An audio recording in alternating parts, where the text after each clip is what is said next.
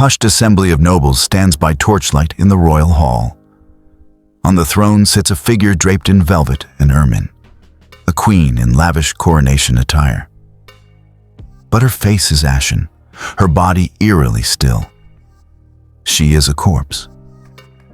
One by one, the lords and ladies step forward, trembling, to kneel and kiss the hem of her gown. Over them looms King Pedro I of Portugal, his eyes burning with a fevered mix of triumph and sorrow. In this macabre ritual, a coronation of the dead, love has twisted into something dark and unholy. This is not a folk tale or a fever dream, but the climax of one of history's most tragic and controversial love stories. To understand how it came to this horrific spectacle, we must return to the beginning, to a forbidden romance that would unleash obsession, betrayal, and a thirst for vengeance that defied even death. The story begins in 1340, at the court of King Afonso IV of Portugal. Prince Pedro, heir to the throne, is wed to a Castilian princess, Constance of Castile, in a marriage of alliance. Arriving in Portugal with Constance's retinue is a young lady in waiting, Inês de Castro, a Galician noblewoman of striking beauty and high lineage. Pedro's first glimpse of Ines is like a spark in dry tinder. He is enthralled. Before long, the dutiful prince and his wife's lady-in-waiting have fallen into a passionate affair, ignoring the bounds of duty and decency. Pedro begins to neglect his wife Constanza entirely, lavishing all attention on Ines. Whispers spread through the court. The prince is besotted with his wife's maid, and the very future of the alliance with Castile is in jeopardy. Constanza, humiliated and desperate to save her marriage, devises a cunning scheme. In early 1340, she gives birth to a son and pointedly asks Ines to serve as the infant prince's godmother. According to church law, this spiritual kinship would make Pedro and Ines's continued affair a form of incest, a grave sin. But even this calculated ploy fails. Pedro and Ines are beyond caring about canon law or courtly propriety. Their bond only deepens. Frustrated, King Afonso IV intervenes. In 1344, he banishes Ines from court, sending her away to the distant Castilian border, hoping that absence will douse the flames of their passion. For a time, Ines lives in exile at a Castilian castle, separated from Pedro by force. Yet the pair's love defies the distance. It's said that Pedro found ways to communicate with Ines in secret, even sending love letters smuggled through water ducts under the castle walls. No decree or wall can truly keep them apart. Fate soon tilts in the lover's favor. In 1345, Princess Constanza dies suddenly, weakened after childbirth. The very next year, and against his father's wishes, Pedro recalls Ines from exile. With his lawful wife gone, the prince openly defies both his father and the court. He brings Ines to Portugal and installs her in the royal city of Coimbra, at the monastery of Santa Clara a Vela, a bold move that scandalizes the kingdom. There, free from subterfuge, Pedro and Ines live as if husband and wife. Over the next decade, their illicit union blossoms into a family. Ines gives birth to 4 of Pedro's children. 2 are sons, an unwelcome development in the eyes of the court, since the existence of male offspring by Ines threatens to complicate the royal succession. The couple's open cohabitation and growing brood fuel court gossip to a fever pitch. Rumors swirl that Pedro intends to marry Ines, or perhaps has married her in secret, and maneuver their children into the line of inheritance, bypassing Pedro's only legitimate son, the young Infante Fernando. Even more alarming to King Afonso, Ines's brothers, exiled Castilian nobles, have become Pedro's close advisors and compatriots. Some at court whisper that the Castro family seeks to use Ines's influence to persuade Pedro to claim the crown of Castile for himself. What began as a forbidden romance now casts a dangerous political shadow. The old king watches with growing dread as his son's obsession with Ines threatens to drag Portugal into dynastic chaos. By 1354, King Afonso IV's patience is exhausted. His counselors warn that Pedro's infatuation could spell civil war at home or open the door for Castilian interference. The king sees no option left except the unthinkable.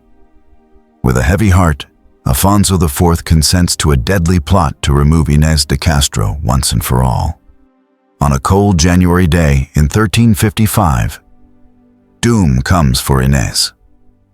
King Afonso IV dispatches 3 trusted nobles, Pero Coelho, Álvaro Gonçalves, and Diogo López Pacheco, to Coimbra with secret orders to kill the prince's beloved. The timing is chosen carefully. Pedro is away on a hunting expedition, unaware of what is about to unfold. At Santa Clara Monastery, Inês is spending a peaceful morning with her 3 young children when the assassins burst in. They announce themselves in the name of the king. Inés's face turns as white as the convent's stone walls as she realizes why they have come. Painting by Eugénie Servière, 1822, depicting Inés de Castro with her children at the feet of King Afonso IV, pleading for mercy. Inés falls to her knees, her infant daughter in her arms and her young sons clinging to her skirts. Through tears, she begs for mercy. Some accounts say that King Afonso IV himself had accompanied the killers to the convent and watched from the shadows as Inés pleaded for her life and the lives of his own grandchildren. Whether the king was present or not, the assassins are unmoved by Inés's sobbing entreaties. This is royal business, ugly but necessary in their eyes. They drag Inés away from her crying children.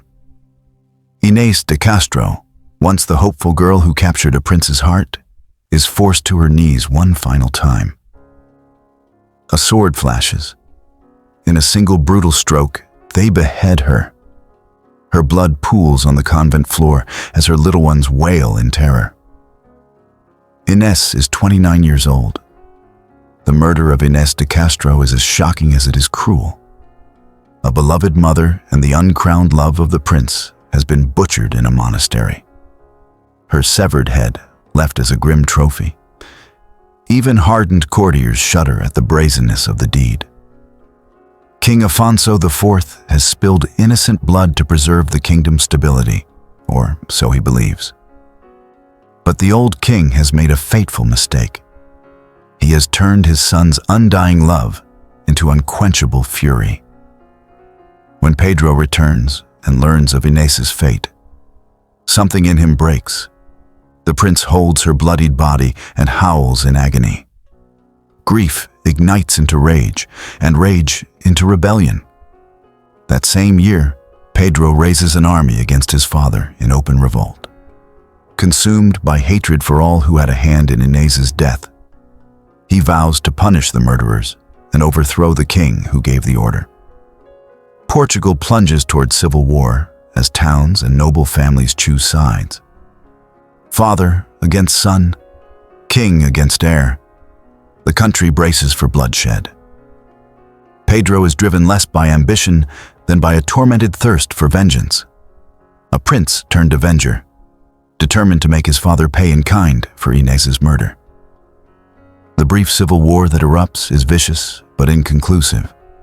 Pedro's forces clash with the royal loyalists, and Portugal trembles on the brink of catastrophe. Carnage between father and son is only averted when the prince's rebellion is subdued almost as quickly as it began. Under pressure from advisors and family, Pedro grudgingly reconciles with King Afonso IV, at least outwardly. But he does not forgive, and he does not forget. In April 1357, mere 2 years after Inés's murder, King Afonso IV dies. some say a broken man racked with guilt. The crown of Portugal passes to Pedro. At 36 years old, the prince-turned-rebel becomes King Pedro I. And Pedro's first acts as king make it clear: his vengeance has only just begun. With the power of the throne now in his hands, King Pedro I moves swiftly to exact justice, or what he perceives as justice, for the woman he loved. His first decree shocks the court. Pedro declares that before her death, he had secretly married Inês de Castro, making her his lawful wife and, by extension, the rightful Queen of Portugal. This astounding claim, unsupported by any documented proof, throws the court into confusion. If true, it would mean that the king's beloved mistress was in fact his queen, and their children together, born out of wedlock in the eyes of most, were actually legitimate royal offspring.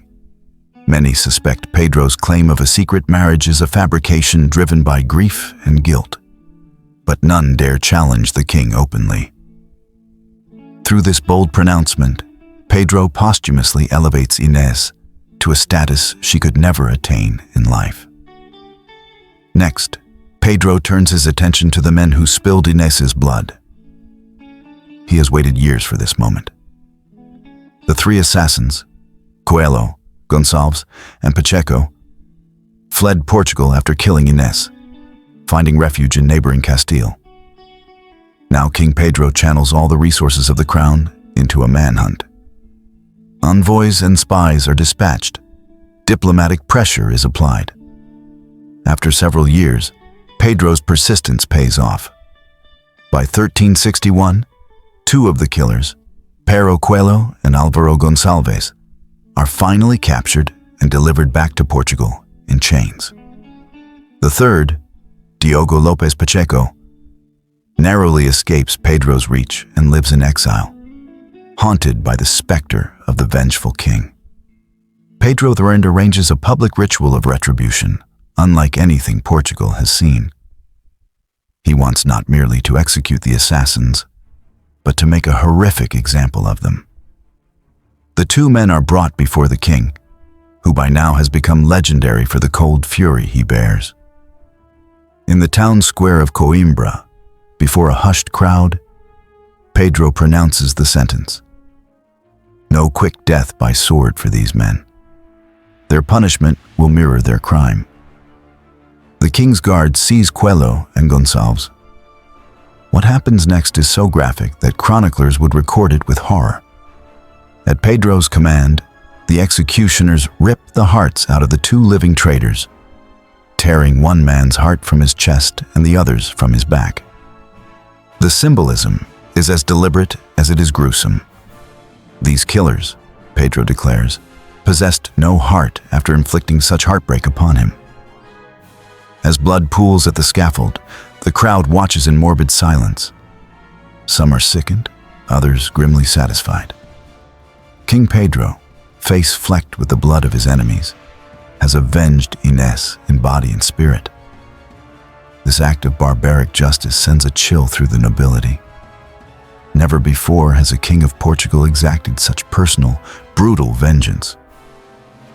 Many recall that Pedro himself is the son of the late King Afonso. He has spilt noble blood as readily as his father once spilled Ines's. To the common folk, who hated the arrogance of untouchable nobles, Pedro's merciless punishment of his courtiers might even seem righteous. To others, it is the mark of a madman.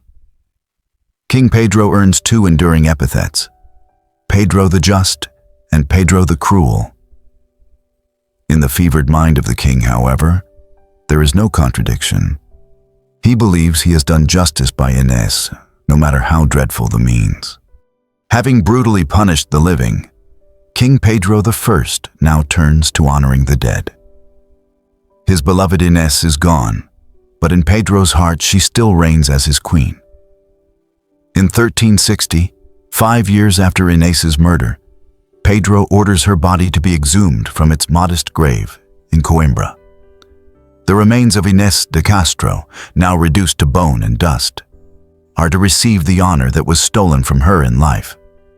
Pedro has prepared a queen's funeral for Ines, but according to some accounts, he first stages a morbid and theatrical spectacle that has no precedent in history. Legend holds that Pedro had Ines's corpse brought to the royal palace and placed upon the throne of Portugal. Her skeletal frame was vested in rich silk, her skull crowned with the diadem of a queen. The entire court was summoned to witness this ghastly sight. As torches guttered and smoke hung heavy in the air, the king's voice rang out in the hall. He declared Lady Inês de Castro to be Queen Inês, his lawful wife and monarch by his side. The assembled nobles stood aghast, but none dared disobey the crazed king. Pedro commanded every nobleman and lady to approach the throne one by one. They were to swear allegiance to the queen and kiss the hem of her garment, to pay her in death the homage she was denied in life. According to one chilling tale, when some hesitated, Pedro forced them closer, making them kiss the cold, decaying hand of Inês as her empty eye sockets stared off into the darkness. The macabre ceremony was like a nightmare come alive. A corpse queen receiving the fealty of the living. Historians now debate how much of this coronation of the corpse actually occurred. Contemporary chronicles from Pedro's reign are strangely silent about it. The first written account of this gruesome ritual only appeared decades later in a play written in 1577. Modern scholars suggest that the post-mortem coronation of Inês de Castro may be more legend than fact. It is possible that Pedro simply reinterred Inês with great honors, and later storytellers embellished the event into Gothic drama. Yet true or not, the tale of the dead Inês being crowned and revered as queen has become inseparable from Pedro's legacy. It perfectly encapsulates the madness of his love and grief, a king so obsessed that he exalted a rotting corpse on the throne. Whether myth or reality, the image is burned into history. Inês de Castro, the queen who reigned from beyond the grave. What is certain is that Pedro did arrange a magnificent reburial for Inês. In 1361, her body was transported in a solemn procession to the monastery of Alcobaça, one of Portugal's holiest sites, where kings were laid to rest. There, Pedro had commissioned two elaborate marble tombs, one for Inês and one for himself, crafted by the finest Gothic artisans of the realm. Inés's tomb is a masterpiece of morbid devotion. Her carved likeness lies serenely atop the stone, supported by angels, and the sides of the sarcophagus are adorned with scenes of the Passion of Christ and the Last Judgment. At Pedro's instruction, both tombs were inscribed with the words, Até ao fim do mundo, until the end of the world. The two tombs were placed facing one another, foot to foot, so that on the day of resurrection, the lovers will rise and immediately see each other again. In death, as in life, Pedro wanted nothing to separate him from Inês. With Inés's death avenged and her memory secured, Pedro the Vern settled into the task of ruling his kingdom, a kingdom now utterly in his power. During his 10-year reign, 1357 to 1367, Pedro would gain a reputation as a complex and fearsome monarch. On one hand, he earned the love of the common folk and the byname Pedro the Just, Pedro o Justo, for his insistence that the law be applied equally, high or low. He was known to personally hear the grievances of peasants and townspeople, ensuring that even the mighty nobility could be held to account. One chronicle notes that King Pedro loved justice, especially the dispensing of it, which he enjoyed doing himself. Indeed, Pedro seemed to relish the role of royal judge and executioner. He did not hesitate to punish corruption or oppression by his officials with draconian severity. In an age of feudal privilege, This earned him admiration from the oppressed and dread from the powerful. Yet there was a darker side to Pedro's sense of justice. His very methods of enforcing the law were often brutal, teetering on the edge of cruelty. The ghastly execution of Ines's assassins was no isolated incident, but rather a sign of Pedro's governing style. He meted out punishments that were as ferocious as the crimes, believing that terror could restore order. It is little wonder that the same king lauded as the just was also branded Pedro the Cruel by those who witnessed his excesses. In truth, the line between righteous justice and ruthless cruelty blurred in Pedro's hands. He ruled as a man who had stared into the abyss of heartbreak and betrayal, and something in him had hardened forever. Despite, or perhaps because of, his frightening reputation, Pedro maintained stability in Portugal after the turmoil of his accession. He respected the rights of towns, enforced coinage standards, and protected the common people from abuses by the nobility, which somewhat tempered the trauma of his more violent deeds. But he never remarried. And those close to the king said that Pedro's heart remained entombed with Ines. He reportedly made pilgrimages to her tomb and kept her memory alive at court in morose rituals. Foreign envoys would later write of the haunted king, whose intense gaze and abrupt mood could unsettle even seasoned diplomats. It was as if part of Pedro had died with Ines in 1355, and only the cold shell of a king remained, obsessed with duty and haunted by love.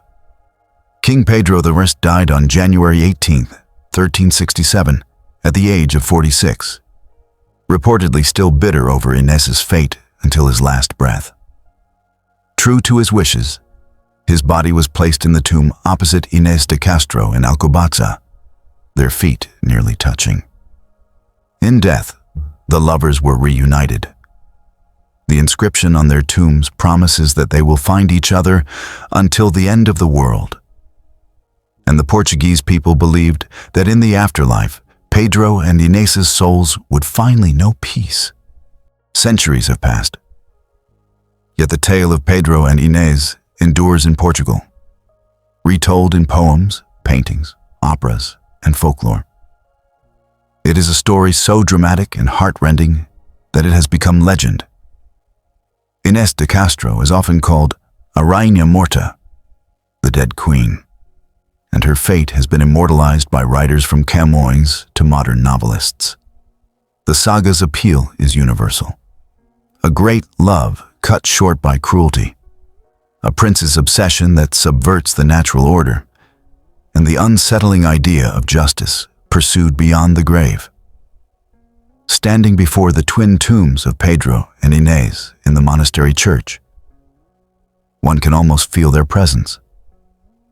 The marble sculptures of the lovers lie with eyes closed, as if dreaming. Between them echoes the question that their story poses to history. Was Pedro the Fur a righteous avenger or a mad king? His contemporaries wrestled with the same question. Some praised him as a monarch who upheld justice with an iron hand, avenging wrongs no matter the cost. Others whispered that grief had driven him insane, that his love had curdled into a dark fixation. Power, obsession, and moral ambiguity coiled together in Pedro's legacy. Perhaps he was both just and cruel, a ruler for whom love and vengeance became indistinguishable. In the final act of this tragedy, we are left with a portrait of a king who could not let go. Pedro I's devotion to Inês de Castro led him to desecrate graves and mutilate bodies, to defy the living and glorify the dead. His story reminds us how thin the line can be between justice and madness, when a broken heart holds the scepter of a kingdom. And yet, amidst all the horror, there is an undeniable poignancy. For all his sins, Pedro kept his promise to the woman he loved. Their bones sleep under cold stone, but their story lives on, a dark, romantic testament to how love can inspire greatness and terror in equal measure. The tragic tale of Pedro and Ines remains etched in Portugal's collective memory, a haunting reminder that true love, once awoken, may never die, even if it leads kings and kingdoms to the brink of madness.